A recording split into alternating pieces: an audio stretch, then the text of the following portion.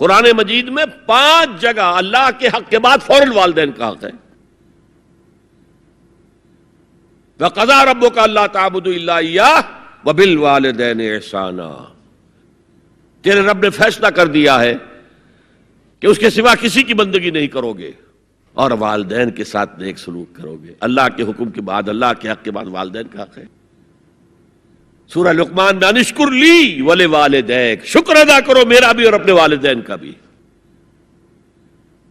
اور سورہ بنی اسرائیل میں تو کیا تفصیل آئی ہے. اما یبلغن عندک الکبر احدہما او کلاہما فلا تقل لہما اف ولا تنہرہما وقل لہما قولا کریما واخفض لہما جناح الذل من الرحمۃ وقل رب ارحمہما کما ربیانی صغیرا. اگر تمہارے والدین میں سے ایک یا دونوں تمہارے پاس بڑھاپے کی عمر کو پہنچ ہی جائیں، انہیں کبھی اف تک نہ کہنا، دل نہ توڑنا ان کا، چھاتی چوڑی کر کے بات نہ کرنا، ان سے کندھے جھکا کر بات کرنا، ادب سے گفتگو کرنا. قل لہما قولا کریما واخفض لہما جناح الذل من الرحمہ، اپنے کندھوں کو جھکا کر رکھنا. اور پھر کہنا، اللہ سے دعا کرنا، رب ارحمہما کما ربیانی صغیرا، پروردگار میرے ان والدین پر رحم فرمائیو جیسے کہ انہوں نے مجھے پالا تھا جبکہ میں چھوٹا سا تھا. تو خاندان کے نظام کو مستحکم کرنے کے لیے 3 ڈائمنشنز ہیں. جیسے ایک کمرہ ہے، چوڑائی ہے، لمبائی ہے، اونچائی ہے. پہلے تو شوہر اور بیوی کے درمیان بانڈ آف لو. اب یہ شوہر اور بیوی پیرنٹس بن گئے ہیں، والدین بن گئے، اولاد آ گئی. سیکنڈ ڈائمنشن ایڈ ہو گئی، ادب، عزت. اور بہن بھائی ہیں، اخوت، جس کو کہ وہ کہہ رہا ہے جی ویلز بھی، فریٹرنٹی. خاندان کا ادارہ مستحکم. یہاں ایک نقطہ اور بیان کر دوں. لیگل لیول پر بیوی کے حقوق کم ہیں، شوہر کے زیادہ. الرجال قوامون علی النساء، سیدھی سیدھی بات ہے، اور ہمیں ڈٹ کر کہنا چاہیے. یہ اس سے زیادہ معقول بات کوئی نہیں. کسی ادارے کے 2 سربراہ برابر کے اختیارات والے نہیں ہو سکتے. لیکن اخلاقی طور پر جو ماں کا حصہ ہے، باپ کا حصہ اس سے 1/3 ہے.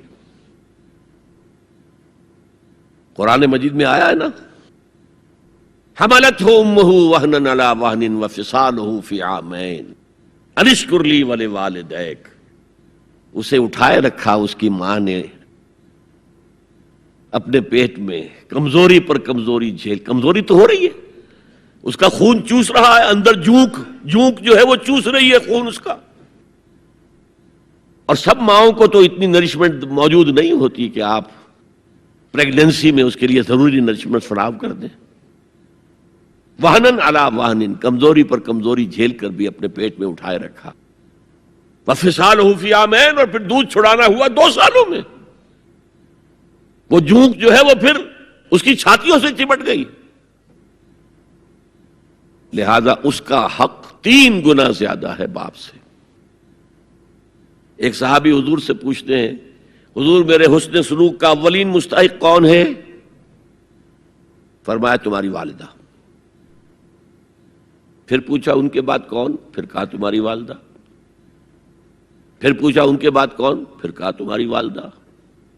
پھر پوچھا ان کے بعد کون؟ تو کہا تمہارے والد. 3 درجے. اور یہ جو فرمایا الجنت تحت اقدام الامہات، جنت تو ماؤں کے قدموں تلے ہے، یہ باپ کے بارے میں تو نہیں فرمایا. یہ ہے ایکویشن، بیلنس. اسلام قسط کی بات کرتا ہے، انصاف کی بات نہیں کرتا. انصاف تو یہ کہ آدھی روٹی ادھر دے دو، آدھی ادھر دے دو. انصاف ہے، یہ اچھی چیز ہے. یہ قسط یہ ہے کہ بوجھ اٹھانا ہے تو جو زیادہ قوی ہے اس کو زیادہ بوجھ دو اٹھائے، اور جو کمزور ہے اسے کم بوجھ دو. یہ قسط ہے. تو اسلام نے عورتوں پر ذمہ داریاں کم رکھی، ان کے اختیارات کم رکھے، لیکن اولاد پر حق ماں کا 3 درجے فائق رکھا، اور اس سے وہ خاندان کا ادارہ جو ہے مستحکم ہوتا ہے۔